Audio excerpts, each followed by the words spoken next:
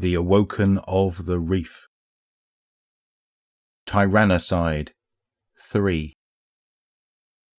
Mara and Sure Ido go out into space and kick off the hull, wearing corsair skin pressure suits and slim tethers.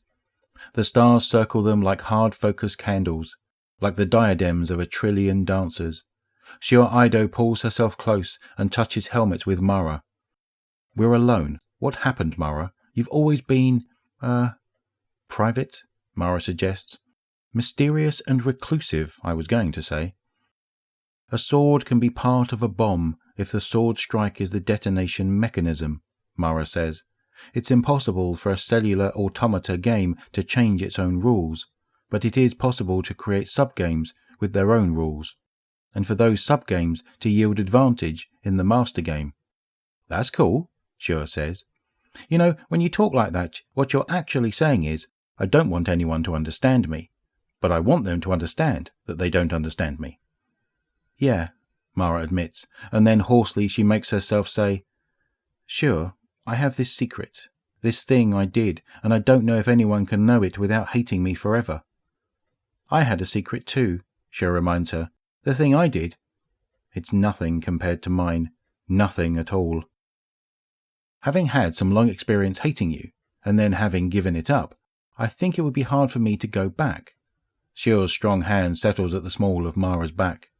They twirl on upward, rotating around a point between them, their 1,000-kilometer tethers slowly unfurling. "Do you want to tell me?"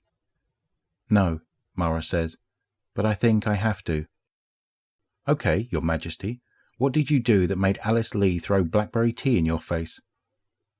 "I was first," Mara says, and she explains the missing half, the first half of the sentence.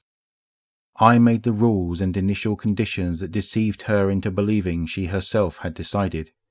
It ends like that, where the rest picks up. Sure Ido looks at her in expressionless silence. Sure Ido's hands stroke the seam between Mara's skin suit and the glassy petals of her helmet. Long ago, this woman betrayed her oath and went to serve the Diasarim, a woman who cried out in anguish at the curse of physicality and the possibility of suffering. Long ago, this woman threw away her whole life to punish the highest crime she could imagine, the denial of transcendent divinity to those who might have claimed it. "You're the devil," Shure says. "You're the lone power who made death. You allowed the possibility of evil.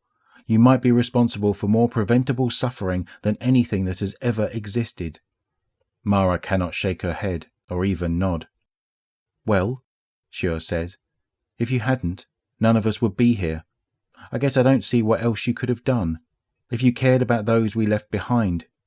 If you wanted us to be able to go back and help in the fight." She leans forward and very gently kisses the inside of her helmet, where it meets Mara's.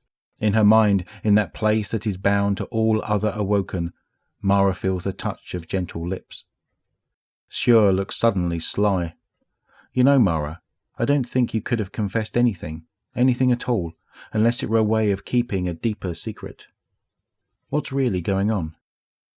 "There are many ways to godhood," Mara tells her. The belt of Orion glitters on her helmet like a 3-star rating left by some hive entity Shure once killed. "One way is to kill all that is killable, so all that remains must be immortal. Another is the road I have walked, mostly by accident. One of these ways is closer to the sword, and one is closer to the bomb. If the bomb can defeat the sword by the standard of the sword, then the bomb has claim to primacy." "Never mind," Shure sighs. "Seen anything cool on Crow surveillance lately?"